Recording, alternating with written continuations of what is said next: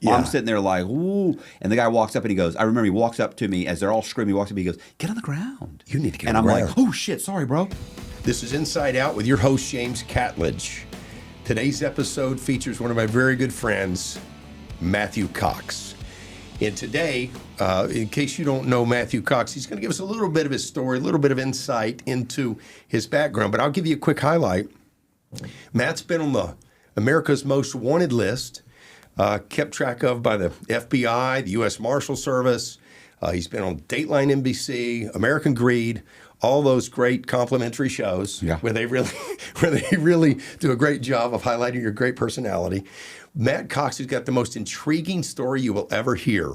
We're not going to get the whole story today, but we're going to get enough of it, and then we're going to get into Matt himself and Matt's life, Matt's personality, and what Matt's up to today. Welcome, Matt. Thanks for having me. You got it. I'm glad you're here. You want me to give you like a 10-minute version, 5-minute version? Yeah, give us a 10-minute version. I want the audience to kind of, for those that have not heard of the infamous Matt Cox, I just want them to hear the background. Okay. So I was born in Tampa, Florida, ended up, kid with learning disability, ended up going to college, got a degree in fine arts, which was prepared me for pretty much nothing. Right. And so I, worked construction for, really couldn't make it in doing anything really in business. But I ended up working construction. I was dating a girl who ended up getting a job as a mortgage broker for a subprime lender. Okay. She told me, you got to do this. You'd be great at this. So I go and I apply and I take the test. I pass the test. I start working for this subprime lender.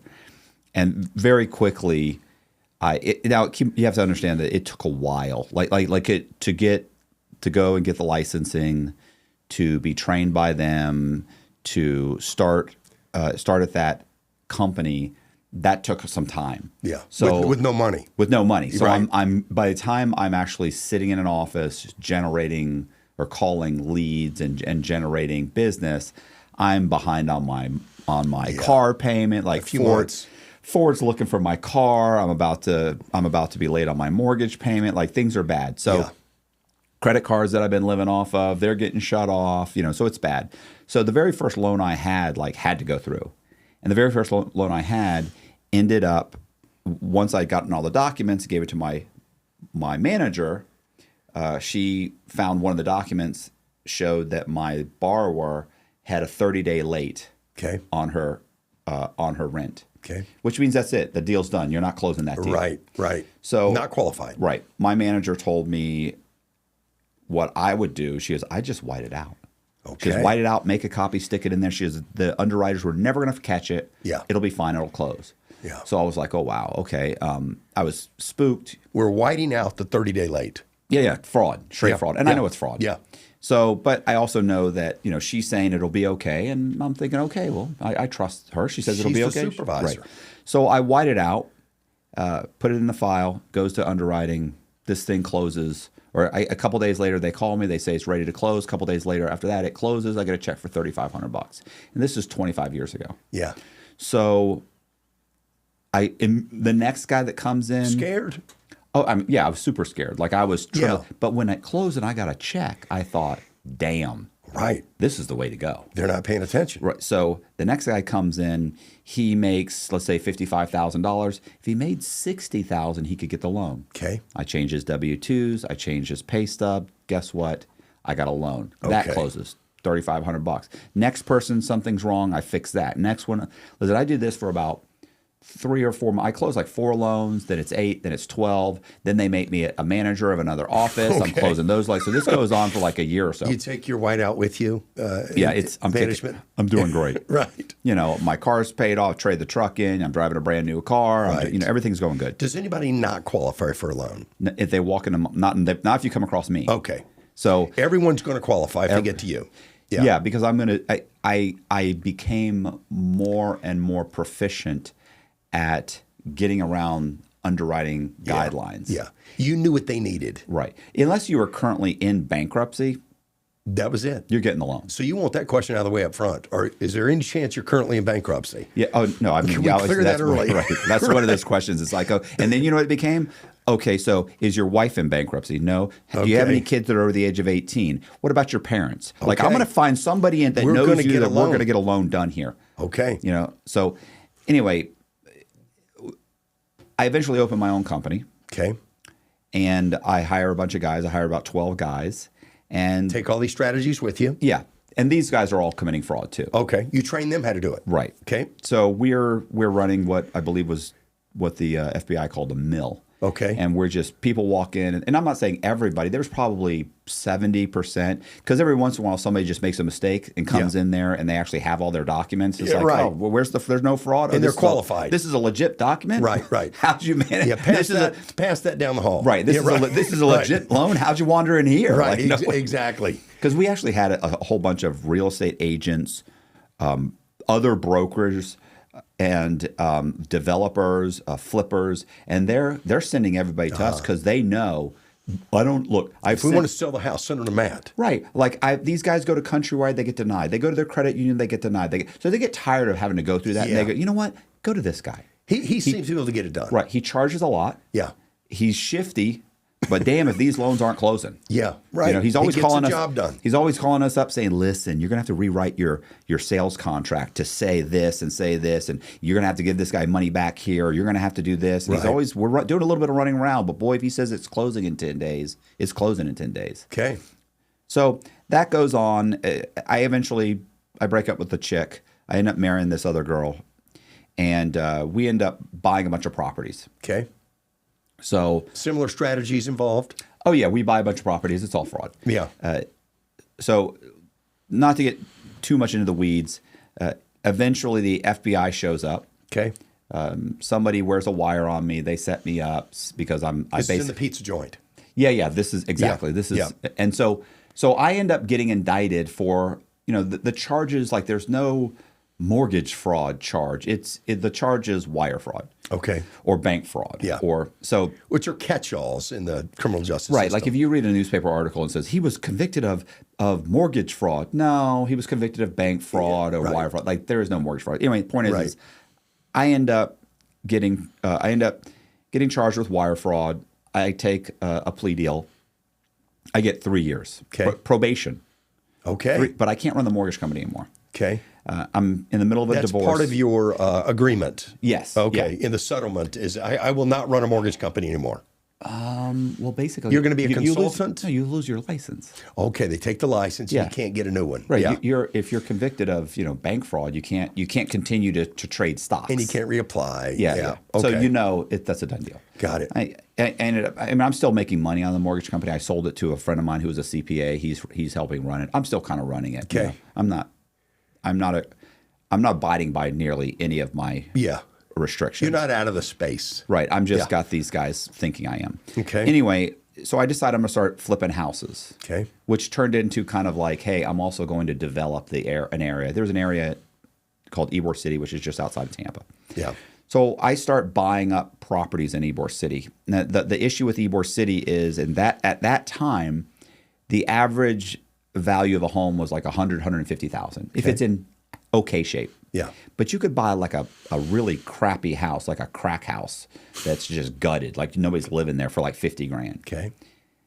So I'm going to buy, I figure I'll start flipping houses. I'm going to buy houses for 50, put 25 or 30 in them, sell them for 100, and get them because I can get them appraised for around 100. Yeah. And make 20, 25 grand. So the problem is that people that buy these houses in these areas are lower class or lower income. Yeah, lower income people. Yeah. Lower income people don't have their down payments. They have bad credit. Yeah. So it's like, okay, I'm also going to have to deal with these guys that have no credit. So I thought, you know what? If I could get the houses to appraise higher, then I could give them their down payments, which is a problem, right? Yeah. And I could get a lower loan to value on the house. Yeah. Yeah. And then, I was like, yeah, but if I'm going to do all that, I might as well, so I started going through the motions and it slowly, literally within the course of 5 or 10 minutes of thinking about this, I'm like, listen, the problem are the borrowers. If I can get rid of these borrowers, I got something here. Okay. So what I decided is I'm going to start buying houses, recording this. I'm going to buy houses for $50,000. I'm going to record the sale higher. Okay. 200, 250. Okay. And you can do that by paying extra doc stamps on the purchase. Okay.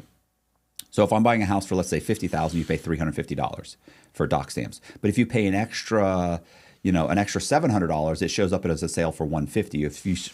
If you pay an extra $1,050, it shows up for $200,000. Is that because the doc stamps are used to determine the value? The value, okay. Absolutely. Got it. So I'm buying houses for $50,000. I'm paying an extra $1,000 or so, and the sales are showing up for $200,000. Okay. If you buy enough of them in an area, the entire area, the market goes up. Yeah, you're lifting the comps. Right. So that's a solution to one of the problems. The other problem was I have to create borrowers. Yeah. And you can do what's called a straw man, where I get somebody who's got perfect credit and he'll buy 4 or 5 houses, and you pull out money and you give him half the money. Got it. Okay, but now I got to give him half the money. I got to make payments. I've got, that's not going to work. I don't want to deal with somebody else. And so what I decide is I'm going to start making synthetic identities, and I figure out how to get Social Security to issue Social Security numbers to individuals that don't exist. Okay. So once I do that, and I do that by preparing a fake birth certificate, a fake shot record, and going in and saying that I had a child that was born 10 months ago, never had a Social Security number issued. They look it up. They say, oh, you're right. This kid never had a Social Security. They then issue me a new Social Security number. I then go and I get 3 secured credit cards in that person's name, and I then make the payments, and in 6 months, this person has like 700 credit scores. God, you create the credit history on the synthetic identity. It's a synthetic identity. Got exactly. it. So I start building synthetic identities. I start buying houses in their names, recording the values of those houses at 4 and 5 times the value of the sale. And then I refinance those houses in those synthetic identities' names. So each synthetic identity would refinance a house, get an 80%, 95% loan, borrow roughly $1 million, make a few payments on the homes, and let them all go into foreclosure. Okay. I do this for the tune of $11.5 million. Okay. So I've got. So you're pretty good at it. Yeah, Very so proficient. Right. So I'm doing well. Yeah. While I'm on probation, by the way. That's right. Now, the 3 years where they kind of gave you a break and didn't put you inside. Right, but I still got this probation officer who's coming around asking questions. He needs a tour of the house. Right, he's now a supervisor. Okay. So yeah, he should be a supervisor. I wish I remembered his name. It would be great to use his name. Yeah. So anyway, he's really good at his job. Yeah. I remember one time he came in. He was standing at my desk, and before I even realized he was there. And I stood up. I was like, "Oh my gosh, hey, what's going on?" And I literally was physically cutting and pasting together W-2s. No, W-2s with an X-Acto knife. Sitting there, I'm holding the X-Acto knife. He's standing there. He's standing there. How's everything going? Just thought I'd drop by, and I'm like, "Oh my god!" Hadn't got your report this month. I got half a dozen cell phones in chargers on the credenza behind me. Oh my god, he should be a supervisor. Yeah, this guy's all over it. He's sharp. Right. So. Right. A very nice guy, but I think mostly what they're looking for is like drug paraphernalia. Sure, he doesn't know what he does not know what he's looking for clearly. Yeah. So anyway, what happens is I end up having a friend of mine that I was also running the scam with in a different area in Orlando. Okay. He ends up getting arrested. Okay. And he starts cooperating with the. Is he as good as you are at this? No, I mean, you're very proficient at this. He's what you would call a crash test dummy. Okay. He's a guy you're like, here's your documents, walk in the bank, tell them who you are. They're going to have some papers for you to sign. He's going to follow instructions. Right. And he's doing great. Okay. But he does get caught. Okay. So he starts making decisions for himself. Yeah. So he ends up getting caught. He starts working with the task force. So there's a task force that's put together based on his arrest. Mortgage fraud task force. Right. Okay. And so they're investigating me. And just before they come to arrest me, a friend of mine who was a sheriff's deputy comes to me and says, listen, I used to date a girl that was on a task force that was investigating you, and the task force was just handed over to the FBI. They're going to come arrest you in a couple days. And I went, wow. Like what a friend. Yeah, 1, good looking out. Thank you. And 2, I'm going to be leaving. Yeah. Because I can't go back to prison. Yeah. I'll be leaving I've, town. I've never gone to prison, so I can't go to prison. Right. So I take off on the run, and I'm on the run for What's you're in Tampa at this point, right? So Yeah, I'm where are in we Tampa. running to? Well, the first place I go to is Atlanta, Georgia. Okay. I go to Atlanta. Do you know this before you, like why Atlanta? I'd been there a few times. So you kind of knew, and it's a big city. Are you thinking I could do what I'm doing here, there? Yeah. Well, I could do what I'm doing anywhere. So Okay. there's no. But Atlanta was just a place you were familiar with. Yeah, I had some relatives there. Not that I was going to look them up, but I've been there a few times, and I always thought Atlanta was nice. Yeah. I'd been to Buckhead, Yeah, I'd been sure, to- nice area. Right. Yeah. So I thought, I'm going to go to Atlanta. Okay. So I'll go to Atlanta, and I go to Atlanta. In a car. We're not flying to Atlanta. We're driving the vehicle. No, I've got like an Audi A8. Okay. I load it up. I drive it there. I rent a house from somebody. Is the car in Matt Cox's name? No, the day before I go and I trade in. I traded in. I had an Audi Quattro TT. Sure. A little sports car. Yep. So I traded that in on like an Audi A8. The day before, part of the escape strategy. Right. So I have a paper plate on the thing Yeah. that goes to the dealership. Yeah, sure. So I know I can drive this thing for at least a month. Okay. So I go there, Okay. and I have. So anyway, I have some IDs prepared. Like I have an escape plan in case this ever happens. Okay. I don't actually have an ID, but I have the information. Yeah. So I go there immediately. I then go to. I went to Alabama and got a driver's license in a stolen identity's name. I rent a house from a guy named Michael Shanahan. I make a fake ID in Michael Shanahan's name. In the name of the landlord. The name of the owner of the home. Okay. So he rented to me, and he rented to me and the girl I was with. But anyway, we occupy the house now, and I make an ID in his name. Okay. I don't know his date of birth, social security number, or anything. I just use the name. Got it. I don't need any of that to do what I You're was going to do. using your date of birth and your. No, I just made one up. It's like July 7th, 1970, Okay. whatever. Just coming up with in stuff. his name. Okay. Different date of birth. And what I do is I go down to public records and I satisfy. He had a couple of loans on his house. I look him up. I say, he's got 2 loans from Bank of America. Okay. He actually did from Bank of America. Like One a was first and second loan. it was a first. Yeah, it was a first and like a HELOC. Yeah. Okay. So I create. It's a 1-page document. It's called Satisfaction of Mortgage, and I use that 1-page document to satisfy the loans on his house. And you create this from the internet. Examples yeah, you've on seen. Word. Yeah. Well, you can pull them right off of public records. You know what they look like because you've seen them. Yeah. And you're just going to manufacture one. Yeah, with the same information that corresponds to the mortgages. Yeah, sure. So this looks exactly like Bank of America Would have issued issued this. it. I then go back, I record those documents. These loans are paid off now according to this document you've created. in public records. Now, of course, Yeah. Bank of America knows they didn't get That's the right. money. And they're accepting payments still And, from Mr. Shanahan. right, and Michael Shanahan, he has no idea, That's so right. he's still making payments. That's right. But if you go to public records, they think there's no mortgage on the house. Okay. And they think and it's in the name of a guy named Michael Shanahan. And I have an ID that says I'm Michael Shanahan. Okay.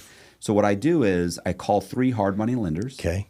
And I borrow $150,000 from each one of them. Because they're only going to go to public records to look up whether there's a loan. They're not going anywhere else. Well, no, and they can also pull my credit, but if you pull my Michael Shanahan's credit, Yeah. he has no credit. Okay. And there is no mortgage on the house. Yes. So I'm just a cash guy. I'm big into cash. I use cash. Cash I don't guy. have credit cards Yeah. or anything. Yeah. And I actually had ordered a couple credit cards. So there were some credit cards that showed up, but they've all got like a month or two's history. Okay. So they're like, oh, what happened? I just started reestablishing my Yeah, credit. I'm a cash guy. Yeah. So each one of these guys says, yeah, I'll lend you the money. Now, each hard money lender doesn't know about the other one. Right. Because you're only going to get one loan if Right. Yeah. So I go to all 3 of them. I close one on a Monday and the other one's on a Tuesday and a Wednesday at different title companies. Yeah. You're getting triple the value that you should get because they don't know they're each recording a loan on the property. Right. Yeah. So those loans close. I take the money. I deposit them into the bank accounts. I pull the money out in cash. I've now got whatever, $400,000 or $500,000. Keep in mind, I'm also spending money to live. Like This is move 1 in Atlanta? Yeah. So I do that, and then I go to South Carolina, and I borrow. This time I start surveying homeless people to get their information. Okay. Because that's All right. That's what I do. You mean you got a clipboard and a name tag and you are surveying homeless people? Yeah. I would say I was. I've got some questions for you. Well, yeah, but I would stop. No, I would see a homeless guy and I'd say, "Hey, by the way, I'm taking surveys for the Salvation Army. Okay. we're trying to determine where we place our next homeless facility. Would you mind answering some questions? They go, I'm not interested. I go, bro, it pays $20 cash right now. It'll take you 5 minutes. You got to get. I'll fill it out. And they go, you're going to pay me $20 cash right now. I go, right now. And I flash them a 20. And they go, oh, yeah, man, what do you need? They were very helpful. Yeah, I guarantee it. Yeah, they give me all the information. Okay. I give them a $20 bill. And they go, all right, cool, bro. All right, no problem. They leave. I then go online. I would order their I fill an application. So the survey's got details you need to capture their identity. Right. I need their name, date of birth, social security number, mother's maiden name. Where were you born? Have you ever had a passport? You ever had a driver's license? What states have you had? Arrest record. Well, yeah, of course. Arrest record. Yeah. Where have you been arrested? Last for employment. What? Everything. Yeah. So I got about 17 questions. You ever been in the military? Are you currently on SSI or SSD? Yeah. I got a bunch of questions. So anyway, so then I go online. Of course, I get an application. I then fill it out. I order a copy of their birth certificate. I get a copy of their social security card. I then can go into a DMV where they've never had a driver's license, and I can have the DMV issue me a driver's license in their name. So if they would tell me, I got a drive. Where have you? One of the questions was, where have you had a driver's license? Yeah, okay. And so you eliminate those DMVs. Yeah, so I don't go to, if they say South Carolina, well, I can't don't go there. Can't go in there. It's Yeah, going to pull sure. this picture. Sure. I go to North Carolina. Yeah. I go to Georgia. Tennessee. I go to anywhere. Yeah. Well, I don't And go these to all have Georgia. your face on them. I don't go to Georgia. They ask for a thumbprint. But It's your picture with these captured IDs on it.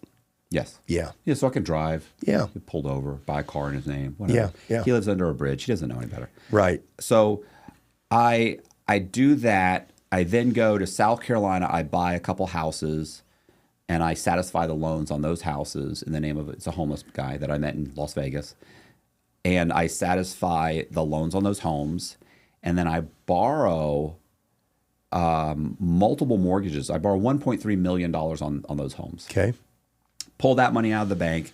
I actually get caught in the bank at that time. I pulled out like $500,000 or $600,000. Caught in the bank. Yeah, they handcuffed me because because one of the banks had realized that I had borrowed money from other banks on that home. Okay.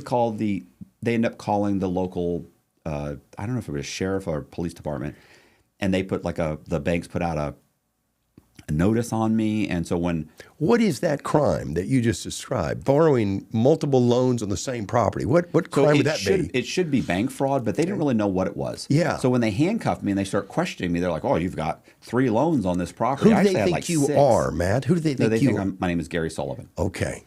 So they're arresting Gary Sullivan in this bank. right, and yeah, they handcuffed me. They questioned me. I convinced them that I hadn't done anything wrong. Yeah. That this sounds like a banking error. Yeah. That the loan officers are the ones that arranged this whole thing. I told them I needed to borrow this much money. They said they could arrange it between the loan officer at Wachovia Bank, SunTrust Bank, and Fieldstone Bank. Yeah. They could arrange that I could get $500,000. Right. Now keep in mind, I've really got probably $800,000 on this one house, and then another $400,000 on another house that they don't know about. Yeah. So as I explain as I go through the whole thing. Does this seem aggressive to you that they're taking this stance in the bank? Because it doesn't seem like they're aware of who Matt Cox is. They're aware of none of your history. This seems like they're jumping on you for borrowing too much from a house. Right.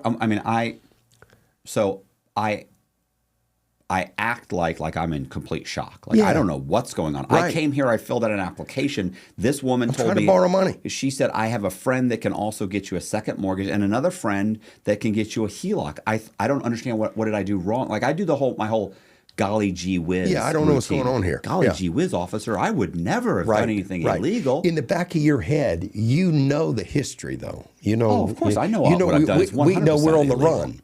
So that fear is not interfering with this this acting that's going on. No. That fear is not interfering at all. No, I think it's helping. Right? Okay. It's helping. I mean, It's you clarifying. become hyper aware of everything. Every word they use, you're tuned in. Right. Yeah. So I'm talking to a detective. They get the head of Wachovia's fraud department on the line. We're in the bank still seated somewhere? Yeah, I got a customer. Back office I of the got bank. 30 customers standing around staring at me. Oh, we're in the lobby. Yeah. No, Oh. I'm in a bank. I'm in the manager's office. Okay.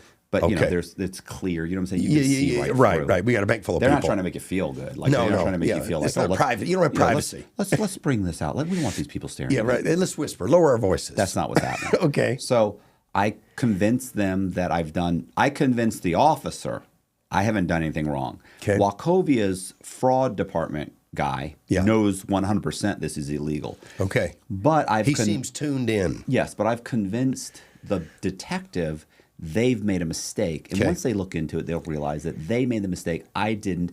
Did I commit fraud by following their instructions? Maybe unbeknownst to me, I may have. Right. But they told me this was all legal. How would I know? Right. Anyway, the detective ends up saying, look, follow me back to the police department. We'll fill out a police report. I'm going to let you go. And In your vehicle. Follow us in your vehicle. Yeah, I get in my car. You're not in their car. No, they take the handcuffs off and everything. Okay. I go, I get in my car, I follow them back to the police station. You have to have a good feeling about that. Oh, no, I at that point I felt pretty good. Yeah. I fill out I fill out the police report. Yeah. Explaining that, I had only followed their instructions. Yeah. I'd come into the bank. Here's It's your what testimony. happened. Bop, bop, bop. Yeah. I leave the bank. When the detective walks me outside, he says, listen, he said, the district attorney's still looking into this. She does have some questions. Wachovia seems pretty sure that this is fraud. She's looking into it. He goes, so do me a favor, don't leave town. Yeah. And I go, bro, I'm not leaving town. I own a couple houses here. Like, I'm not going anywhere. Yeah, right. And I said, I haven't done anything wrong. And he goes, okay, well, just don't go anywhere, Gary. I'm like, no problem. I get in my car. I drive to 2 more banks, pull out some more money, get on the interstate, take off. I actually went to Charlotte, North Carolina, which is where I was living. You take off forever. Oh, no, I'm You've never left going town. back. I've You've left left town. I've left like $700,000 in the bank, $600,000 or $700,000 grand in the bank. Like, I'm never coming back here. This is a close call, and it's too close. Yeah, I'm not going back. Yeah. I know they're going to figure this out very quickly. Yeah, right. Listen, the guy from Wachovia already figured it out. He's just got to convince these guys. Yeah. So I go to Charlotte, North Carolina. I pack up all my stuff, put it in a U-Haul van. I drive all the way to Houston, Texas. I leave all my stuff in a unit there. I was dating a girl there. We get into an argument. Take the U-Haul van. I drive all the way back to Charlotte. When I get to Charlotte, I go and get my car because I realize now it's been days. By now they put it together. They're going to figure out. They already know. Yeah. They're going to figure out where I live. Yeah. So I get my car. I go to a Starbucks. I get some coffee. I'm in the Starbucks and I see 2 people from my apartment complex. Yeah. Look like residents or whatever. Yeah, You've seen them before. No. These are 2 workers. Okay. They work there. Okay. So Employees. Yeah. They kind of have this frantic little conversation, right? This little conversation while they're staring at me. In the Starbucks. I don't know what they're talking about. Yeah. It's weird. You can tell when someone's talking about it. They're looking right at me. Yeah, right. And I'm like, talking. I don't know what's happening. Fast talking. But I need to get my latte and get out of here. Yes. So I wait. One of them goes out of the back of the store.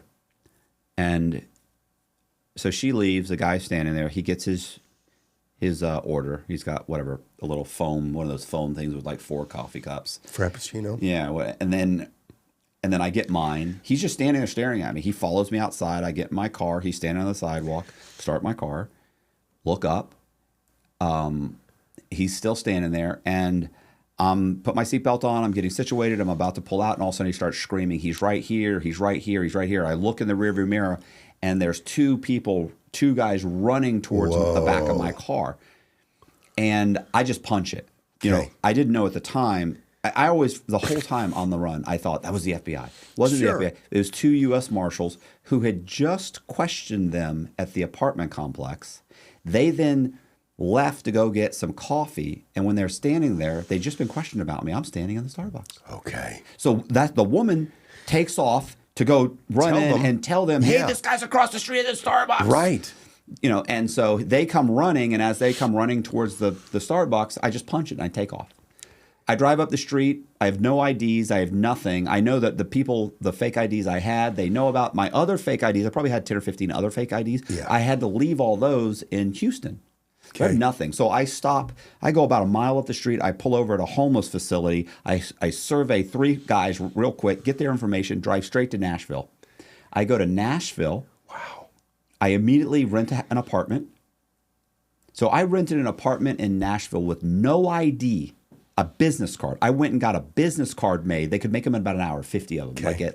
They had these things called Kinkos. Yeah, sure. So for $25, they could give you like 50 or 100 business cards. Yeah. So I go get a drop phone, a burner phone. Yeah. I get an address for a post office. It wasn't a PO box, but they're called mailbox receiving stations. Okay. So I get an ad, so it gives you a real address. I got a phone number, a real address. I make up a name. I go get a business card made. I drive through a neighborhood. I see a guy putting a sign in front of a townhome duplex thing. Yeah, for rent. Right. Pull in. I'm driving. Keep in mind, I'm driving like a nice $50,000-$60,000, which is probably a $100,000 sports car now. This was an Infiniti G35. Okay. I think they have G45s now or something. Whatever. Super nice car. Yeah. Back there.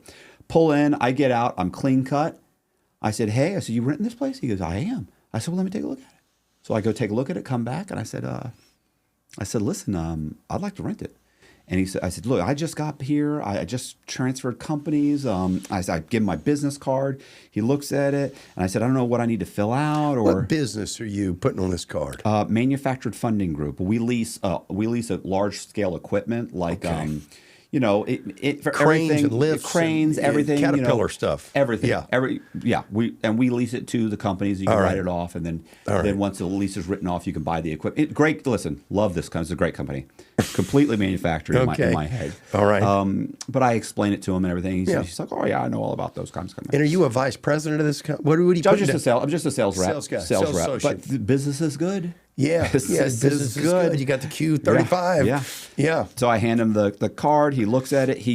And I said, "What do you need?" And I said, and he looks at me, and he looks at my car, and he said, "You know what? You look like a nice young man. I'll take the first month's rent and a deposit for $2,000, and I'll give you the keys right now." And I said, "Well, I happen to have that in cash. I haven't opened a checking account, but I do have that in cash." Yeah. Give him the cash. I am a nice young man. You read me properly. Absolutely. Sign. Right. The next day, I get some furniture delivered. I get the electric turned on and get the water turned on. You're underway. Order all my documents. Within a week, I've got enough documents to go get a driver's license in the name of Joseph Carter. One of the 3 people you surveyed. Yes. Okay. So I've got Joseph Carter. I then go get I get his information, get a driver's license, buy a car in his name. I drive my vehicle. I drive my Infiniti all the way back to Nashville, and I leave it in long-term parking. Smart. And then I take a plane all the way back. Okay. So I then turn around. I goof around for about 6 months, and then I'm running out of money. Are you boarding this plane as Mr. Carter? I'm boarding it as – who was I boarding it as? Yeah, because they can't know. The car's going to terminate the identity there. I boarded it as Michael Eckert. Okay. Now, which was the only ID I had. However – the reason I knew I had to get rid of the ID and it was no good anymore was because the car I was driving in South Carolina was in the name Michael Eckert. So I'm Gary Sullivan driving Michael Eckert. And when the cops asked me about that, I said, oh, that's my boss's car. Yeah. And they're like, okay, but then that tag led back to the apartment that I was renting in Charlotte. And that's how I knew they were going to figure that out. Absolutely. They knew the car I was driving. Eventually, they're going to run the tag. They're going to see that I'm the same person. They're going to go to that address. Yeah. Which is what happened. So you terminate that ID in long-term parking with the Q35 parked there. That old ID's terminated there. And you now board as a new person, right. Michael Eckert. It was a G35. It wasn't a Q5. I don't know what a Q45. G35. Anyway. The new ones are Qs. Oh. The new minis are Qs. This is a long time ago. I keep saying it wrong. So, yeah, exactly. So that's good. I've got a new ID. Yeah. I've severed that identity is in that parking lot. Yeah, it's sitting in that car. Yeah. So I immediately, now I'm back in Nashville. I goof around for about 6 months. Money starts running low. I'm down to. Is there some fear now? I mean, we've been close a couple of times. We've had to run from a Starbucks with some folks chasing. Is there like I got to back off a little bit? I got to back off. That's why I wait 6 months. But is that fear based or just waiting for credit to mature? So I'm really waiting for credit to mature. That's right. I am backing off a little bit because there are a bunch of articles are coming out, but they're not coming out. Keep in mind, this is 2005. Yeah. So the internet's not running our lives. That's right. Yeah. So me getting a bunch of newspaper articles coming out in the St. Petersburg Times in Florida. It's not even an iPhone yet. That doesn't mean anything. Yeah, it's nothing. Right. In a different name. Yeah. Nobody's connecting that to me. That's right. So what I do is, I guess I'm asking about your conscience more than I am the strategy. Is there something? I mean, these are such close calls. Is there some thinking like I got to figure a legit strategy here to make a living? I'm pretty smart. I can figure a legit way to make a living here. Or is that not in the mind? No. I was going to start. First of all, what I was going to do was just get whatever $5 or $6 million and just go to the next spot. Show it with 5 or 6 million, start some kind of business, right? Okay. Go buy a bunch. I'll launder the money. I'll buy a bunch of, but I wasn't going to do that in Nashville. I was going to steal 5 or 6 million and it'll take off. Got it. So using the strategies from the previous places. Correct. Yeah. But like I said, 6 months to build up this guy's credit history, and I'm building up multiples, right? Like I've got him. Yeah. I got a guy named Grokey. I had a guy named Holcomb. So I'm building up 3 different histories. Those 3 guys that I had met. And it takes that long for them to mature. About 6 months. Yeah. Does it also give you at that time more courage? No, that's what I was trying. What I'm trying to say is that you were saying, did it like concern me? What Yes. it did was it emboldened me. Okay. I just was in handcuffs and I convinced them I'd done nothing wrong. Yeah. The closest they've ever come to me is literally they were chasing me and I got away. Yeah. And that was all because of a situation that happened in South Carolina. I now know, like, if that's the worst that it could possibly be, Yeah. was getting caught in the middle of your scam. I can live with this. Well, if getting the worst for a scam or con man, whatever you want to call it, Yeah. the worst possible thing is to get caught in the middle of the scam. You want to get caught. I mean, first you don't want to get caught. You don't want anybody to know they've been scammed until you're gone. Yeah. I've been gone 6 months. Yeah. I'm completely disassociated from this. But if you get caught in the middle of it, you're done. I was just caught in the middle of a scam. Yeah. Worst possible situation Yeah. you could be in. Yeah. And I got out of it. Yeah. So I'm emboldened. Yeah, you're right. You're I'm not right in the middle scared. of it. I'm like, oh my God, like I'm amazing at this. Okay. So all right. I take off. I'm in Nashville. And I start the whole process again. I start buying houses. I start renovating the houses. I start refinancing the houses. I end up borrowing. The shorter version is I borrow $3.5 million in Nashville. And I was dating a girl at that time. We end up finding out that Dateline is about to come out with a special on me, a 1-hour special. Okay. And which version of you? No, Matt Cox from Tampa. No, the real Matt Cox, guy. right? Okay. So they're going to do a 1-hour special. So what I decided to do is like, look, it's Dateline. And nobody really knows who Dateline is now. But back then there's cable with maybe 20 channels, but there's really still 3 major networks. And everybody watches Dateline. And at some point, my fear is at some point, Dateline's going to come out. Somebody's going to recognize me. So what I want to do is I want to just get out of the country completely. Yeah. So what I decided to do is I'm going to start refinancing houses. I'm going to pull out a couple $1 million and I'm going to go to Australia. In the course of doing this, the way we're getting the cash out is I'm asking people to cash checks. Yeah. So I'm renovating houses. So I know a bunch of general contractors. I know some of the laborers. I know a few friends that I've met. And I know some friends that I've met in real estate, and I also know some brokers, and I also know friends of those brokers, and I also know my girlfriend and some of her friends. Okay. So I'm asking everybody, hey, can you do me a favor? You think you can cash this check for $6 grand? Do you think you? And I've got a whole IRS issue thing. You know, that I've got a story. It makes sense. They're like, all right, cool. You know. So we end up giving about $30,000 worth of checks to a friend of my girlfriend's. Okay. That sparks a conversation between the two of them. What's going on? My girlfriend says, well, Carter, I went by the name Carter. Yeah. Carter's real name isn't Joseph Carter. Okay. His real name is Matthew Cox, and he's wanted. The girlfriend shares this with a third party. A third party friend. My God. Okay. And that person says, oh, okay, I understand. Of course, I'll cash the checks. No problem. And she goes home and she calls the Secret Service. She negotiates a $10,000 reward for me. You're on the most wanted list of their list. Right now. The Secret Service, I was number 1 on the Secret Service's most wanted list for 2 years. And you're on that list right now when this lady goes to them. Right. Wow. So she calls. They say, are you sure? She goes, yep. They give her she gives some information on me. Okay. To prove that verify. It really is me. Yeah, verify. Yeah. I never. You know what? I've never mentioned this before. Okay. You know what the major thing was? Tattoo on your back. No, what was it? My tramp stamp. Yeah, right. That's what I was thinking. Yeah. You know what it was? I had the whole time. Well, not the whole time, but I had a dog with me, a Chinese Shar Pei. You kept him with you. Named Pinky. Okay. She said he's got a dog named Pinky, and they went. That's our guy. That's our guy. That's our guy. So wherever you had been, that dog was part of the evidence trail. Right. Yeah. So the Pinky and and the fact that I'd had several plastic surgeries. Okay. So and they keep knew in mind, that. Keep in mind, nobody knew that because I had those plastic surgeries while I was on the run. Yeah, right. So she knows, hey, he's had a nose job, a facelift, hair transplant. Yeah. These are and he's got a dog named Pinky, and they went, oh my God, this is our guy. Yeah, sure. So they watch the house for 3 days till they're 100% positive. Wow. And then one day I pull up, and they pull up, the SUVs pull up, they jump out, get on the ground. And do you think in this moment, if you can get yourself back in that, do you think it's the Matt Cox, or are we in another, I just did a bad loan and the wrong name again? Bro, no. This is the Matt Cox. They've got. This is too much heat. This is a Secret Service. Like, they're looking. These are guys with suits.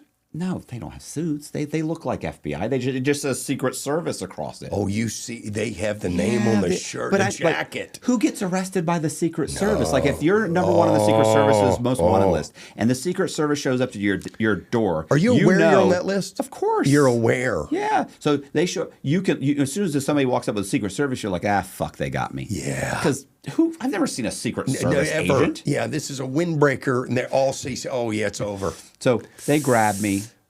They throw me on the ground. They do throw you down. Well, they told me to get on the ground. Okay. You quickly got on the ground. I actually didn't. I actually just went completely numb. The guy walked over to me as they're screaming. I don't even know what they're saying. There's and he's right here. And I'm just like, I'm sitting there like, ooh. And the guy walks up and he goes, I remember he walks up to me as they're all screaming. He walks up and he goes, get on the ground. You need to get on the ground. And I'm like, oh shit, sorry, bro. And I get on the ground. And then they put the handcuffs behind me and they pick me up and they brush me off and they look at me and they go, hey, Mr. Cox, they're like, you're Matt Cox, aren't you? And I'm kind of like just looking at him. And he walks up, he pulls up. Well, first what he did was he held up a clipboard, which had my picture on it. And he looks at it. Another agent walks up, and the other agent looks at it, and they're looking at me, and he goes, that's him. And the other guy goes, that's not him. The procedures have deceive them. These procedures you've had. Well, one of them was like, I don't think that's him, bro. That's not him. And the other goes, it's him. Look at his eyes. It's him. It's him. He goes, you are Matthew Cox, aren't you? Right. And I looked at him and I was like, yeah, I'm Matt Cox. Like, I didn't even pretend. I'm not, I know. You're in handcuffs. They didn't call out these 12 guys in their SUVs, and they got there's a helicopter, and there's a lot of background here. I realized that like the street's been blocked off by there's two cops here, 2 cop cars here. There's 4 SUVs. There's 12 guys. It's not like I'm gonna be like, no, my name's Joseph Carter. They're gonna be like, oh, damn it, Michael Eckert. Take the cuffs off him. Right. We've made a mistake, fellas. Right. Golly gee whiz. So sorry, sir. Now, listen, all through this, you keep thinking the worst case scenario. I'm in the middle of this and I got myself out of it. Are you at any point in this arrest moment thinking, I'm getting out of this too? No. You know it's over. It's over. The jig is up. Yeah. You fully surrendered. Oh, yeah. Psychologically. I'm done. Yeah. I know I'm done. You do. I know I'm done. I'm not getting all right. So they bring me downtown, and I end up going to Atlanta. Okay. They ship you throughout. They fly you here. They move you here. This arrest took place where? Nashville, Tennessee. Okay, so we go from Nashville to Atlanta, right? Where their headquarters are for chasing down Mr. Matt Cox, our number one most wanted. Yep. Because remember in Atlanta, they got onto my trail because I had borrowed the $400,000. Yeah. So that started the Secret Service, and the Secret Service grabbed me, even though the FBI had been looking for me first. Yeah. And they were all looking for me. I was in the Secret Service's custody. Yeah. So they are in charge of me. This is their fugitive. Yes. Yeah. So, and I was indicted out of Atlanta, so they moved me all the way back to Atlanta. Okay. And then the indictments come in from Tampa. From Tampa, from Nashville, from South Carolina. North Carolina. Yeah. No, not North Carolina, just South Carolina. Okay. Tennessee, Florida, Georgia. So I've got 4 jurisdictions. Okay.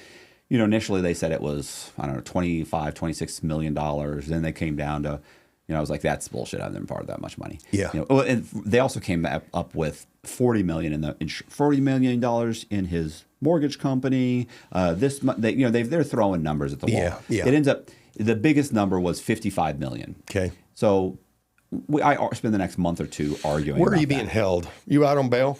No, hell no. You're in custody.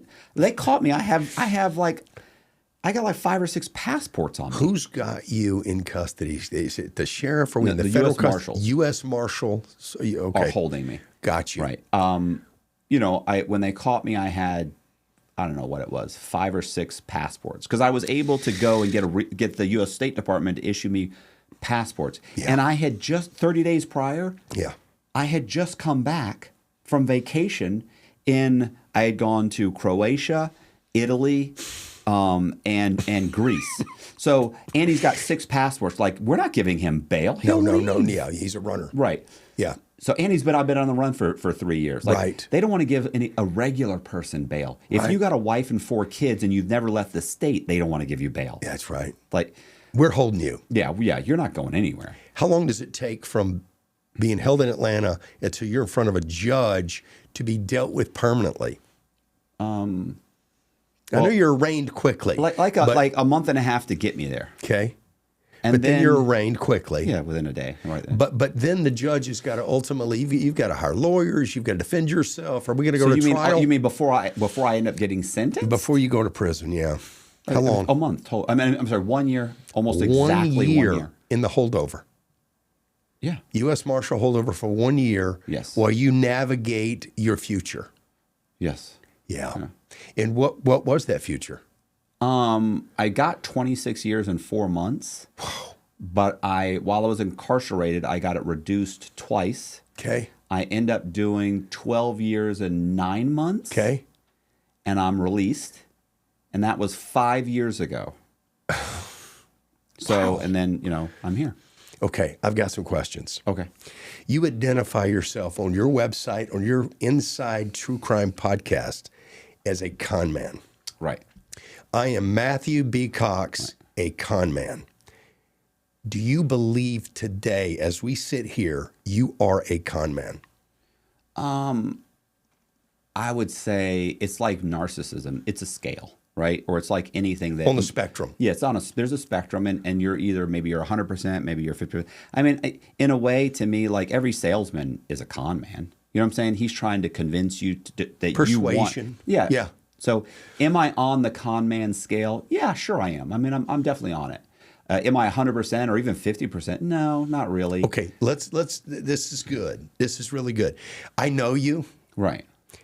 I know you to not be a con man. I know that. I want to know how we got from con man behavior to the guy sitting here. But you know me now. I do. You don't know me then. That's correct. Right. That's right. How do we get from con man, which is clearly a good con man, how do we get from there to here? Psychologically. By the way, keep in mind, I would have never said con man. I would have never, if you said, Matt, what is the most accurate description of who you are? Yes. Of you, I would say fraudster. Or of what you did, I'd say fraudster. Okay. I committed fraud. Yeah. I created documents to support a story which allowed me to borrow money. Yeah.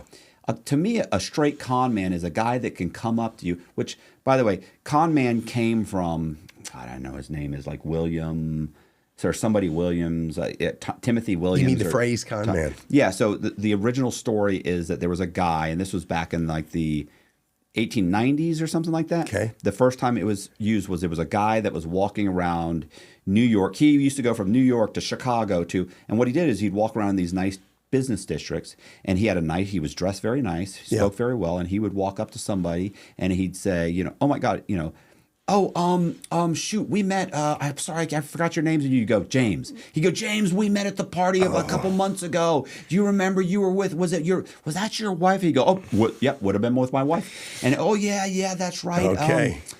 Do you work around here? And you go, yeah, I work right here in the Sears building. You go, psychic. No, not Okay, psychic. I know. You're telling him everything. Yeah, right, exactly. So he's saying Sears, he's saying wife, Yes, he's agreeing. Yeah, you're filling in the blanks for him. Right. Before you know it, he's saying, before you know it, you guys are talking good old buddy. Hey, did you hear about the Knicks? This and that. You're going to work right now, man. I actually have an appointment here at the such and such building. Yeah. Man, my watch. And you know what? A pocket watch back in, let's say, the late 1800s. Yeah, do your best. So a pocket watch was worth about $3,500 today. Okay. So if you had a little $100 pocket watch, that's about $3,500. Yeah. So he would pull out his pocket watch. He'd go, man, I have 4 or 5. I have an appointment here in another 30 minutes. I have 4 or 5 appointments today, and my pocket watch broke.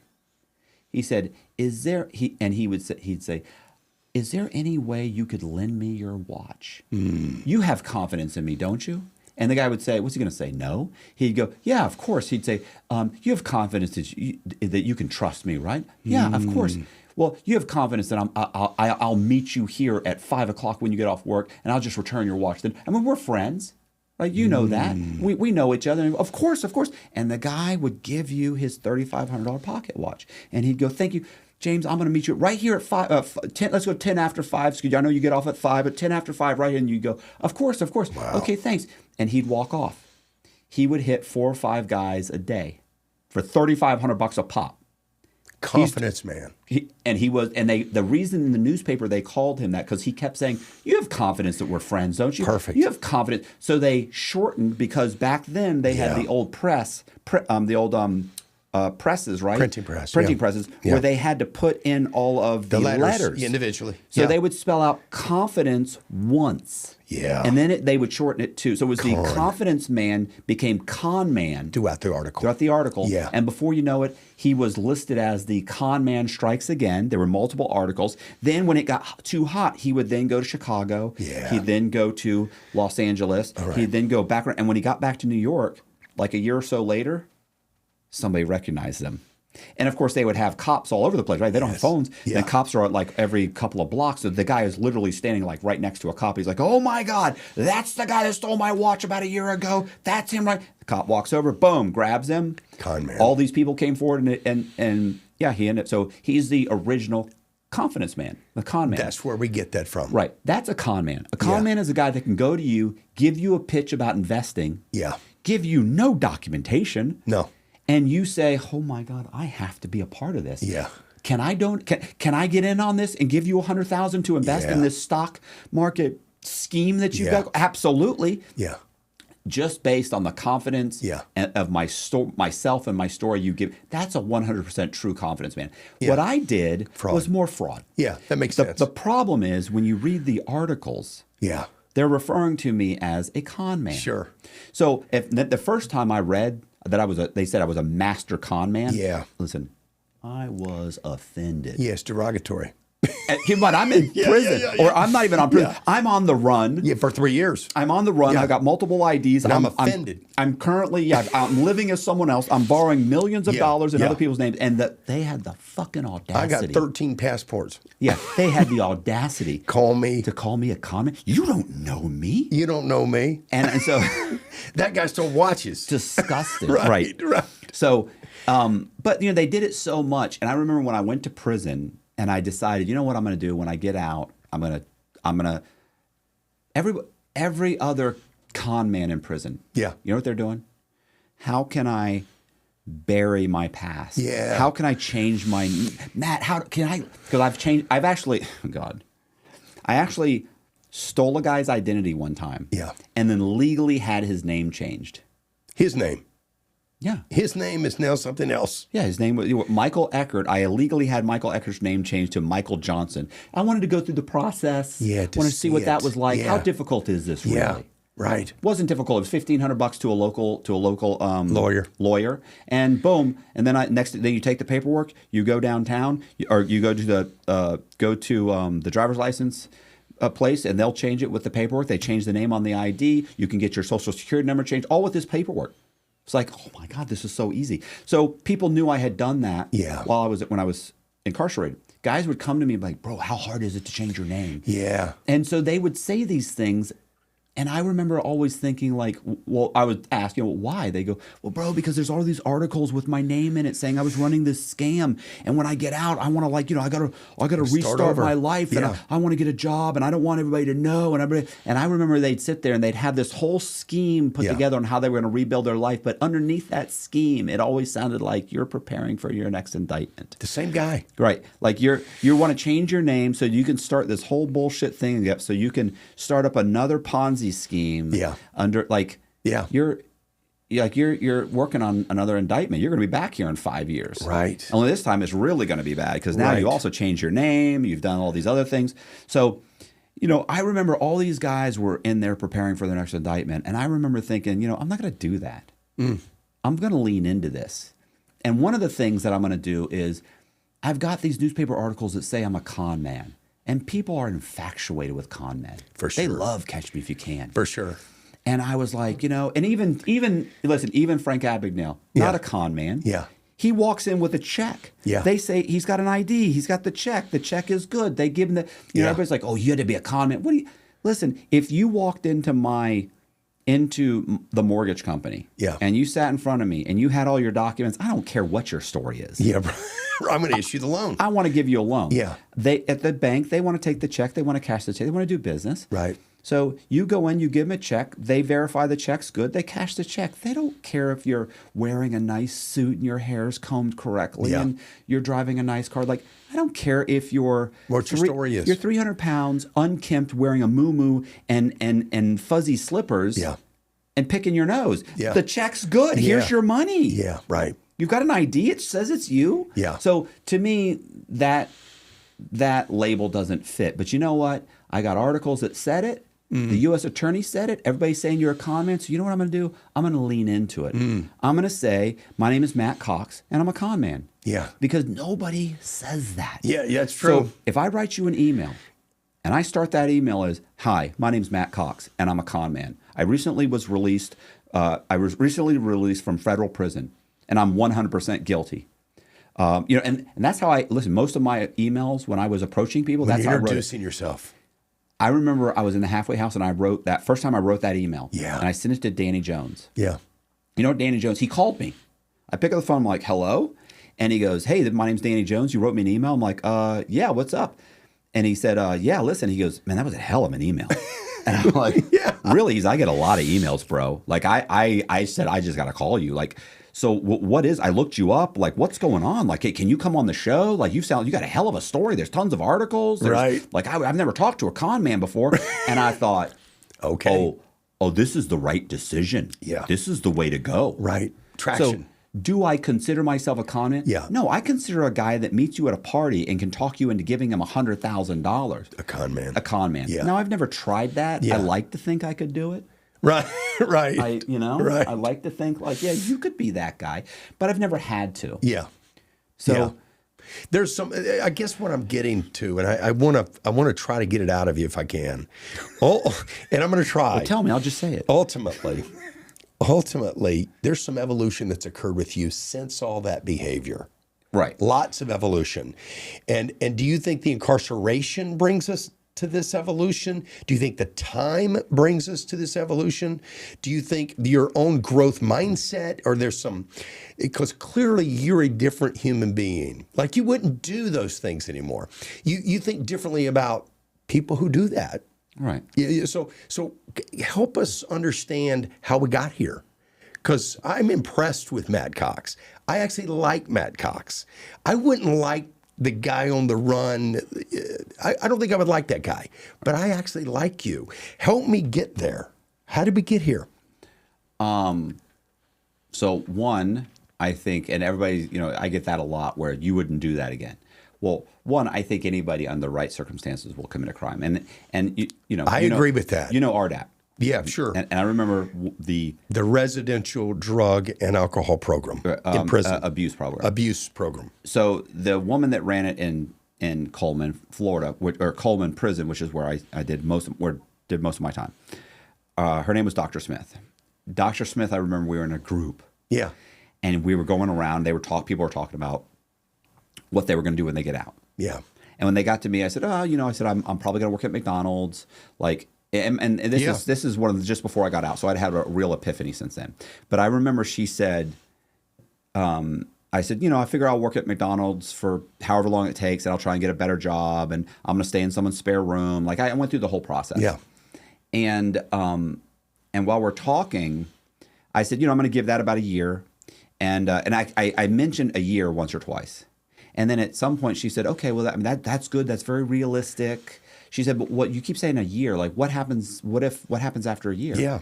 And I went, well, you mean like after a year? Said, so after a year, and I'm still riding the city bus, because that's what I expected. Yeah. Like, I'm riding the city bus. I'm staying in someone's spare room. I could barely pay my bills. Yeah. I said, you mean like if that's what's happening within a year? And she goes, yeah. I said, I'm going to commit a massive, massive fraud, and I'm going to leave the United States because that's where I fucked up last time. Right. And she went, well, and let's keep in mind, there's 20 guys in this big circle. You used to see these guys like, oh my God. They're all like, what did you just say? And she said, she was committing a crime is never the answer. And I looked at her and I said, I disagree. And she goes, what do you mean? I said, listen, anybody will commit a crime under the right circumstances. Yeah, including the doctor. Right. And I said, and she goes, that's not true. I said, let me give you a scenario, Doc. And keep in mind, I knew through the grapevine she was divorced. Mm-hmm.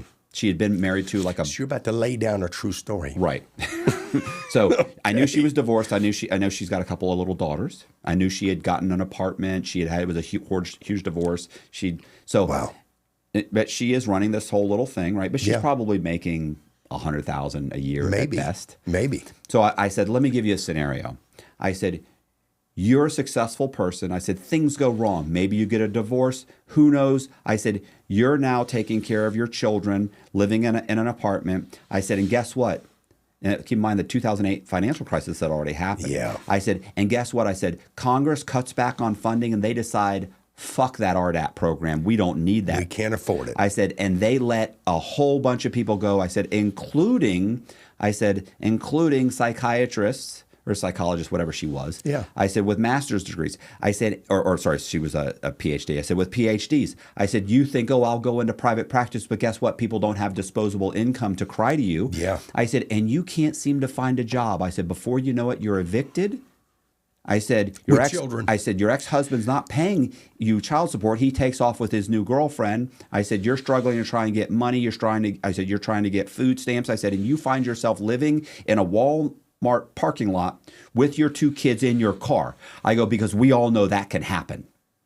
Because that was in the middle of towards the end of the financial crisis, and that was happening. Sure. And I said, you've got a PhD and you can't get a job and you can't feed your kids. And I said, and guess what? You're walking by the supermarket and there is a loaf of bread on a stand 5 feet inside that window. And if I grab that loaf of bread, I can keep my kids alive for another week.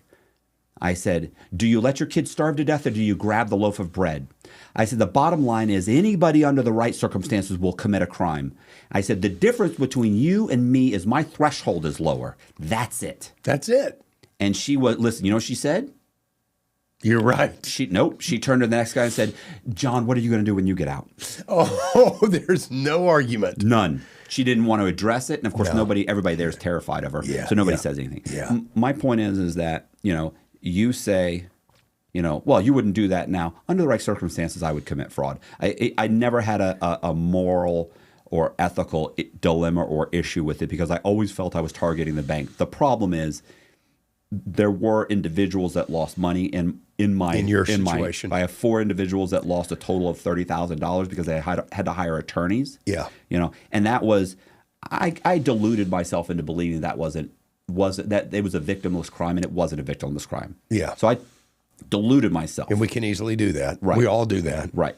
So, one, would I commit it? Yes, I would. Luckily, because when I went to prison, because I saw all these people around me that were preparing to just come back to prison. Yeah.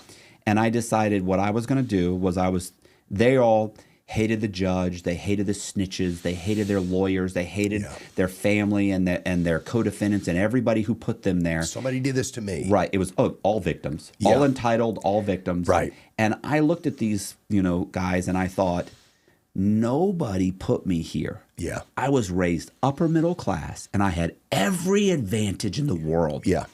And I put myself in this position. Yeah. Because I didn't want to move back in with my parents when things were going bad. I didn't want to rent a room. I didn't want to work construction. I didn't want to poor me. Yeah. I justified being able to commit fraud and I ended up going to prison, which is where I should have gone. Yeah. I absolutely had that coming. Yeah.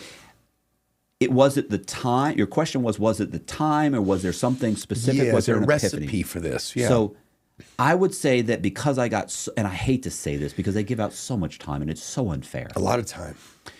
But they gave me that 26 years. And when I came to the conclusion, the first few years I deluded myself into believing I was going to be able to get the time reduced. And after a few years, I realized I had come to the conclusion I wasn't going to be able to get the time reduced. And I had all this time, and I could look at it as me being a horrible victim of the system, or I could look at it as these people are going to take care of me for the next 20 some odd years, and I'm being given, I need to look at this as an opportunity, and what can I do with that opportunity? That's the way to look at it. Stop daydreaming about being outside. Stop daydreaming about getting outside and meeting a woman and starting your life over. That's all done. It's over. What can you do with the little bit of time you have? Yeah. And what I decided to do was I was going to start writing.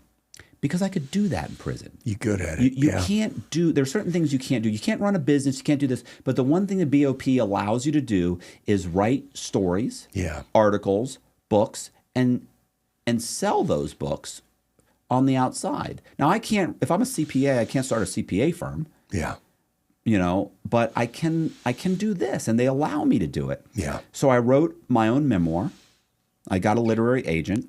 I then started writing my other criminals that had interesting stories or unique stories. I started writing their stories. Yeah. Thinking I'm doing 20-something more years. Yeah. I got 26 years, but you're doing 23. Putting in the time. Right. So I start writing these guys' stories. I start figure out how to order their Freedom of Information Act, their transcripts, their documents, get to order the FBI 302s and DEA 6s and all the stuff on their case, and put together timelines and learn how to write. Yeah. So I start learning how to write, and I get some guys into Rolling Stone magazine, and I get a book deal, a couple book deals. I get, I've got my books on Barnes and Noble's bookshelves, and I get an advance. I option some people's life rights, and I figure, look, I'm going to continue to collect these stories, and I'll collect the stories, and I'm going to put them on a website when I get out. And I ended up writing like 7 books. And I wrote like 24, 25, 23. It's hard because some of them I finished when I was out. So let's say 24. 24 synopses, true crime synopses. So these guys' stories, they're basically double the size of an article in, let's say, Rolling Stone magazine. Yeah, it's so their story. Yeah. So I write these guys' stories, and I end up realizing if I attach these guys' life rights to the story, they can't go around me. Okay. And end up... Because people will see the stories, and then what if somebody sees the story, reads and says it's amazing, and then they go directly to my subject. Yeah. Now they can buy my subject's life rights, and I wrote this whole story on you, and I don't get anything. Yeah. Right? Like that's no good. Right. Or at the very least, I have to sue. Yeah. To say, where'd you find the story? You found it from me. You went around me. That's not right. Yeah. So I end up figuring I'm going to start a website and do all these things. In the meantime, I had 26 years later. Not 20. Well, I was going to figure. Here's what I figured. Yeah, right. I figured I would start it. I'd get somebody on the outside to start it for me. Okay. And I actually did get somebody on the outside to start it. Like a conduit. Her name was Joy Curry. Okay. And she was a friend of a guy in prison. Okay. So you're pushing these articles out to her. Yeah, she's putting them on the website. Okay. And so what ends up happening is I end up meeting a friend, and I had kind of had this epiphany, but prior to that was that I can't continue to behave like a scumbag. Yeah. Like that's not going to work out for me. Yeah. It didn't work out the first time. Right. So, I had a good run. If you're a scumbag, you can have a good run. Yeah, right. Yeah. But you can't live your life like that. No. So what I did was so I kind of had an epiphany that and she needed to do, you need to behave with people. You need to be extremely honest with them, brutally honest with people in the future so that they can't, partially it was so that you can't come back and say, I wasn't honest with you. Yeah, I was honest with you. Yeah. I told you every single thing and you still chose to go forward. So that's your problem. Yeah. So what's funny is That's a pretty good epiphany. Most don't get there. no. Oh, no. Most guys leave and they're just ready to come back. They get out and they start, committing crimes again. Then they come back and then they hate everybody because, oh, you guys told on me, or you caught me, or you. It's somebody else external. Yeah. Their fault. Yeah. It's unfair. They added up all the drugs I've ever sold in my whole life, and they called it. It's called ghost dope, and then they charged me for all the drugs I'd ever sold. That's not right. Well, but you did sell all the drugs. Right. It seems fair to me. Right. Well, yeah, but they should have to catch it on me. Oh, I'm sorry that you didn't get to make the rules. Right. So what ended up happening was I met a buddy of mine named Pierre Rossini. And I remember Pete said, and I believe he stole this from Einstein. He says he didn't. Okay. So it's a slight alteration on something Einstein said one time. Okay. Only Pete dumbed it down a little bit for me.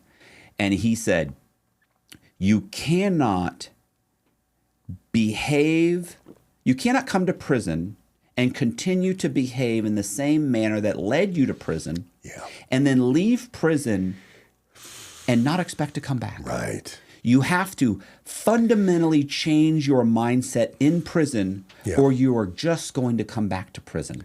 Yeah. And that's it. Yeah. He goes, so whatever led you to prison, figure it out. Yeah. And don't come back. And what I think that epiphany was for me was writing my memoir. And realizing during the course of writing that memoir, all of the things that had kind of come together to create the personality that I am as a child. And then, of course, just your general makeup. Yeah.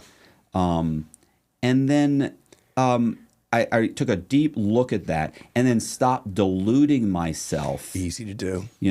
Into justifying why I did this or why I did that or why I did that. And then, so during the course of writing that, you kind of realize like, oh, wow. Especially if you have to be honest and write it down. Because most people in their mind never recount their life story. I can't tell you how many times I'm sitting there talking to a guy while I'm taking my notes for his story. This is a tough guy. These are tough guys. These are guys that are members of gangs. They're getting into fights every couple of days. They're not fucking around. No. They're selling lots of drugs. They're there for murder. They're there for all kinds of things. And you're talking to some guy who you know is a solid, tough guy. And he starts crying. He starts telling you about his mother when he's 11 years old and he's bawling like a child. And you're going, holy shit. Like this is, and what I realized was I'm asking these guys to chronicle their life in a way that they've never done. And talk about things that mentally they've thought about in their minds. Quickly. But they've never focused on them. They've never had to tell another human being. And now I'm asking them. And I mean, you're sitting there in the library with a guy who's got little puddles of tears piling up on the table, staring at the table while they're running down his nose. In a library with 40 guys they've got 5, 10, 20, 30 year sentences, inmates, while he's crying and you're taking notes. And I can't tell you, like, I wish I could say that happened once. Like, let me tell you, out of Every 20 time. some odd out of 20 some odd stories, I would say half. Half. What's happening in those emotional moments? I think that, like I said, they're just not focusing. Like they've thought about it. Let's say there's a disturbing incident in your life. Abuse. Whatever it may be. You've thought about it many, many times in your head by yourself, maybe. And maybe you've thought about it once or twice, and then you know it's there, you know what happened, you place it in kind of in a box. And the box is on the shelf, and you know it's there. But you don't focus on it. And I'm saying, hey, we're going to take the box down. You're going to open the box and you're going to tell me everything about the box. And it's the first time you verbally had to tell someone that and focus on it. And let me tell you something. They crack like eggs. Do you think hearing it, like, let's say I've got it in my head and I've got that box and I've got it put away. Do you think me saying it to you? I think telling another human being this deep, dark, vulnerable thing about yourself. Am I hearing it for the first time as I say it? Yeah, because obviously you've never talked about it. Maybe it was, who knows what the abuse was? Who knows did your mother leave you? Who knows what it was? Because it's really not about the recipient. it's really about the teller.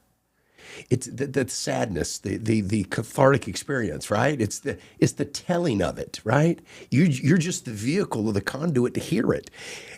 Oh yeah, I don't matter at all. Right. But I am I do been, matter. I am the person that made you tell it. Like you had to go get the box. It could have been anybody. Your girlfriend could ask you that question. Yeah. Yes. It could be your daughter. It could be some guy on the subway could have asked you some question and you ended up talking to him. Boom, you'd be in tears. Yes. Because your little buddies in prison that you walk the track with, and all you ever do is talk about working We're out not thinking and about sports. the box. You know, guys talk about sports and working They out. talk about nothing. and their jobs and just bullshit. No, Nobody ever they says talk anything about nothing. Right. Yeah. And so I'm now asking about your childhood, and I can't tell you how many times it was like, well, I don't know, bro. Like, I just had a regular childhood. Yeah, like everybody else. Yeah, and then you start talking to him, and you're like, no, That's not regular. no, bro, no, That's not regular. That's not a normal childhood. I don't know what you think, what you're thinking, but that ain't normal. Like, there's all kinds of things that have happened to these guys. So anyway, I think going through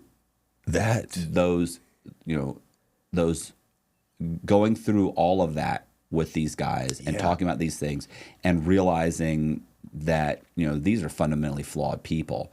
And what's the worst part about that is people. Yeah. The worst part about that is when I wrote these stories, like my big thing was I want to write unique stories. I didn't want to write any emotional stories. Like I don't want to sit across from some guy who's crying his eyes out. Right. That's the worst. Like that's not what I want to do. Yeah. I want to talk about your story because you ran a Ponzi scheme and then oh my God, who runs a Ponzi scheme? How did that happen? Yeah, right. How did that formulate? Like nobody walks out and does. And first of all, what you realize during the course of these is like, because I've met several Ponzi guys, is like they always call these guys con men and scam artists and this. Like, no, most Ponzi schemes were just started as a regular business venture that went bad, and then before you knew it, they had a couple of bad months, and they didn't want to tell their investors, so they lied. It flips it. And then investors kept giving them money. They kept thinking they were going to reinvest the money and make the money back, and they have another bad month. Before you know it, they're preparing fake documents, fake statements, to support the shift. Just to support it, and it gets worse and worse. Even if they start making money again, they never make enough money to recoup the lies that they've told. And before you know it, 2 years down the road, it's a full-blown Ponzi scheme. Yeah. They're paying Peter. They're what is it?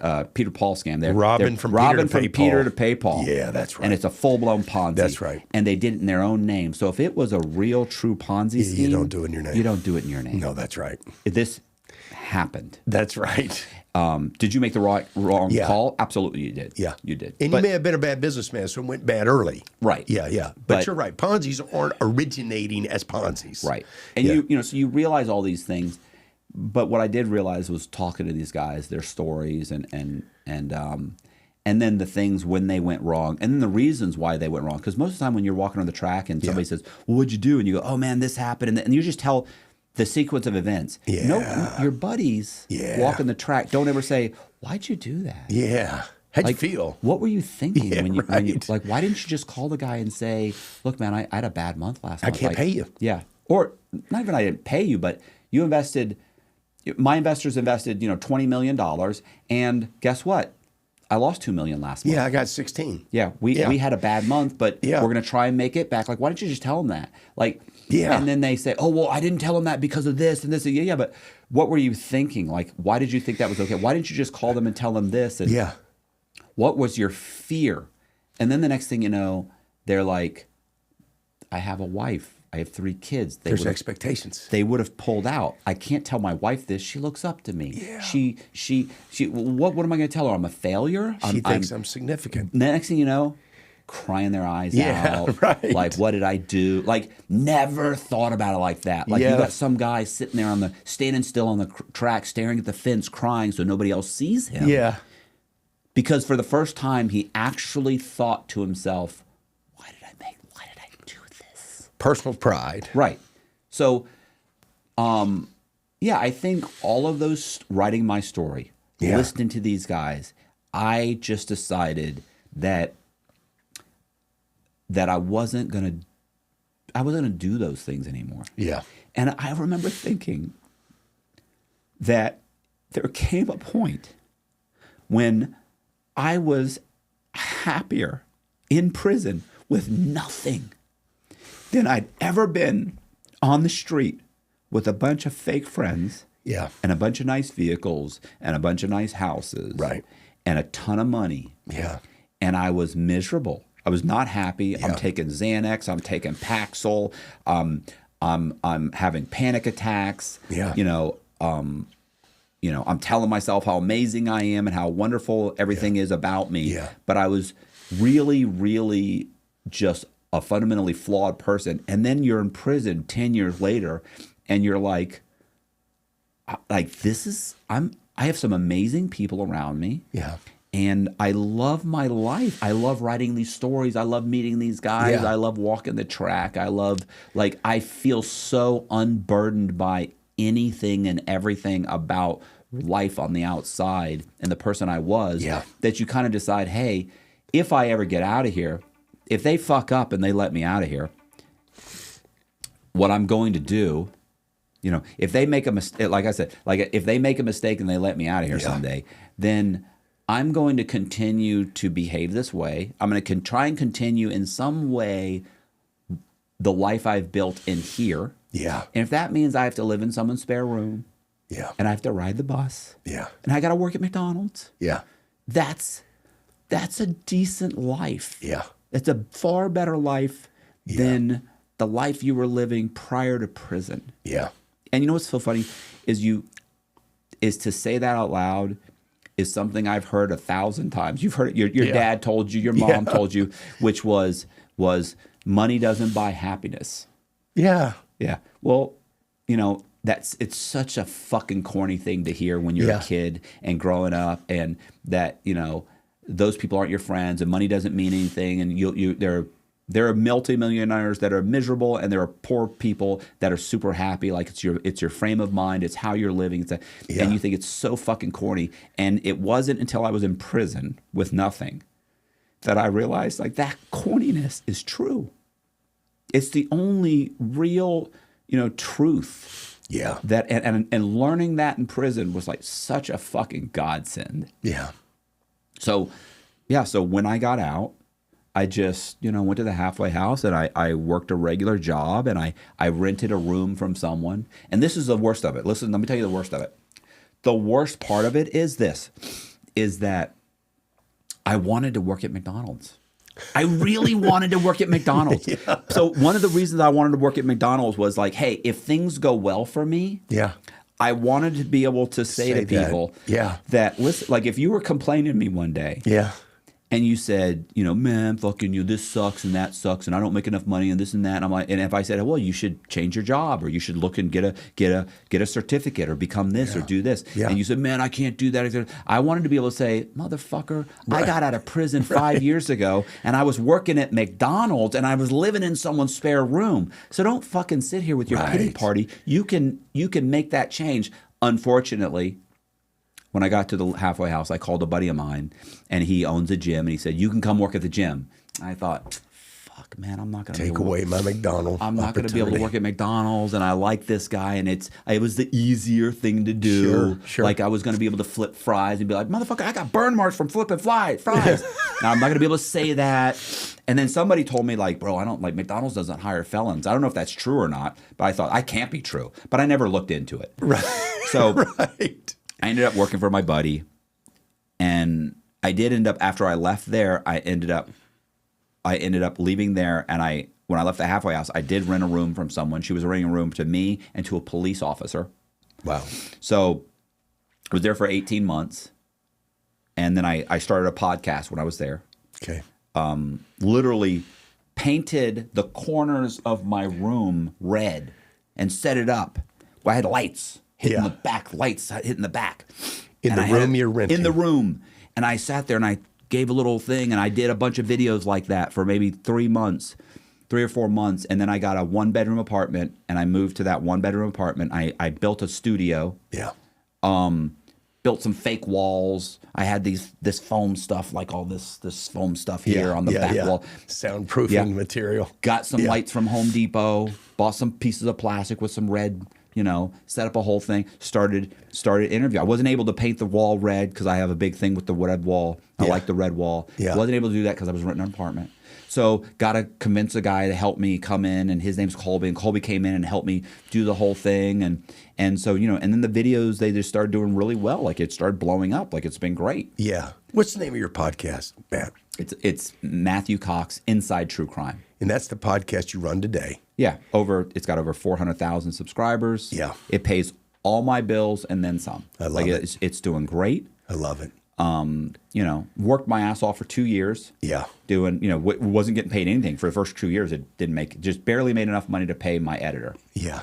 Yeah. But yeah, that's awesome. Hey, as we wrap up, I've got one final question for you, and then we're gonna have to end this. But if you could think back over the course of your entire life, from childhood all the way through even today, can you think of the single moment in time where you were your happiest? Maybe it's a phase of your life, maybe it's a period of your life, maybe it's a moment. But when have you been the most happy? Well, I think part of the problem with that question is that, my wife is sitting behind me. Yeah. So, an amazing wife, by the way. So I'm going to say so I would say that it would be our wedding day. Okay. Because very good. That's a great answer. That seems like it'll get. So let's go with the second. Okay, give me the second most happiest time of your life. The second one would be, this isn't going away. You think not? Whoever's calling. You're right. Sorry.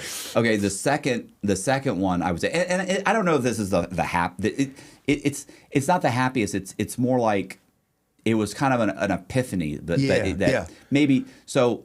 And it was definitely, I don't know, man.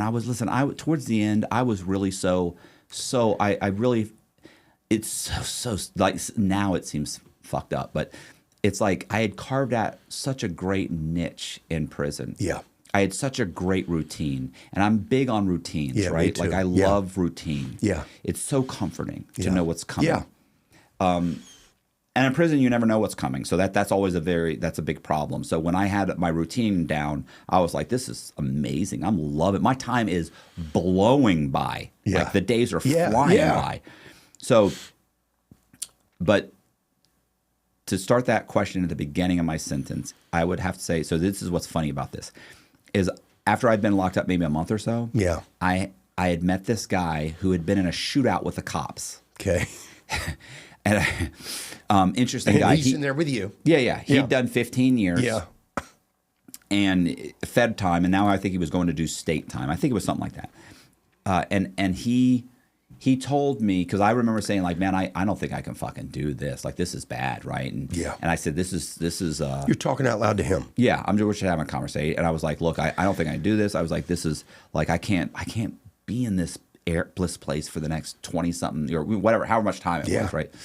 And I didn't know how much time. At that time, I thought I was going to get like 5 or 10 years.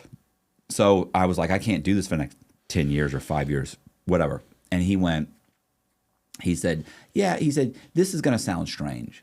He said, a guy told me when I started my prison sentence, 15 years ago, he said, a guy told me he'd been down, 20 years. And he told me the same thing I'm going to tell you.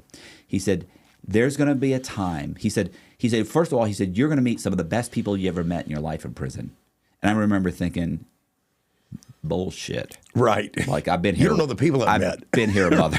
You don't know who I know. Right. But I've been here a month or so already. I can tell you that's not happening, including you. Yeah, you know right. What I'm saying? They're not here. No, you've got tattoos on your face. Like I don't. So I was like, okay. And he said, and there's going to come a time where you're going to be around a group of guys and you're going to be laughing your ass off. And you're going to think to yourself, these are great guys. And you're going to think, there's no place I'd rather be. And I thought, you're delusional. Like, that's never going to happen. Yeah. And he was like, and I actually said that. I think I did say, that's never going to happen. And he was like, well, he said, I know. And I said the same thing. And he said, I promise you, it will be okay. And you will be okay. And you will meet that group of guys. He said, mark my words. And I was like, okay, we don't need to talk anymore. I'm done with you. Right. So fast forward 5 years, 4 to 5 years. I'm at Conman low because I first went to a medium for 3 years. Then I got out, I went to the low. So I'm at the low, and I'm sitting around. We're playing a board game, game called Risk. Sure. It's a game of world domination. Sure. Right. Right. And so we're playing Risk, and we've all got our armies and our battle tanks and our infantry and everything. And this game takes 2 or 3 days to play. Absolutely. Yeah. It can easily go 15, 20, 30 hours. Yeah, absolutely. So, and what we actually had a list where because we could only play it for like 3 or 4 hours at a time. Yeah. And then you have to break the game down. So when we knew it was time for the move and you have to go back to your unit. You're writing down who's got what countries. Yeah, absolutely. So-and-so. Yeah. Matt's got 12 troops here. He's got 14 here. He's got 150 here. So we're now on like our second day or something. Yeah. And these guys are making deals like 5, 6 guys? How many guys sitting around? Including me, 5 guys. Yeah. And they're making deals like, listen, I won't invade Australia, but you never go into. So you have to. No, okay. So if you pull your troop, well, you got to pull your troops off of out of Madagascar. They're going back and forth. Yeah. And it's so delusional. It's so funny though. It's like got nothing to do with anything. Well, you're laughing and you're like that. Guys are arguing. That's bullshit. You can't make a deal like that. Yeah. So they're going back and forth, and then of course, they double. They're you know what we're dealing with. They're inmates. They're prisoners. Yes. So then this guy doubling back. 2 hours later. He's in Madagascar. He puts 450 troops on in Madagascar, right across from Australia, and this guy's screaming his head off. Right. There's no reason for you to be doing that. We had a deal. He's just like, what am I supposed to do? I can't go into Russia. I have no. Yeah. So they're arguing. These guys are arguing and screaming their heads off. This is everything. I mean, we're laughing. We're like, what did you expect? The guy's here for running a fucking scam. And we're joking and right. And guys are coming around like it's like a carnival atmosphere in the rec yard. Like guys are selling cold sodas, they're selling hot dogs, desserts, right? Yeah. So they're coming around. We're getting coffee. We're getting whatever. We're getting cold sodas. We're yelling. Yeah. There's guys around us, watching the game, and I remember these guys are screaming. We're laughing we've been laughing so hard at just the insanity of this thing. Yeah. My sides hurt. I was laughing so hard. Yeah. And I remember thinking, God, this is fucking great. These are great guys. Yeah. This is a great time. Yeah.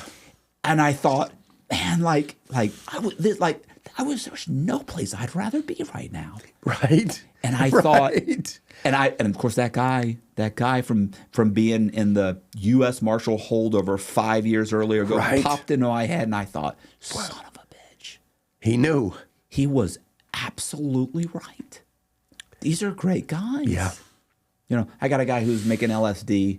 I got a guy who's running a Ponzi scheme. I got another guy who's running fucking credit card scams. Yeah. I got another guy who's here for, some huge drug conspiracy where he was, had somebody murdered. And I'm thinking, these are my people. Yeah, these are my people. Right. And I was listening, and I remember just thinking this is a great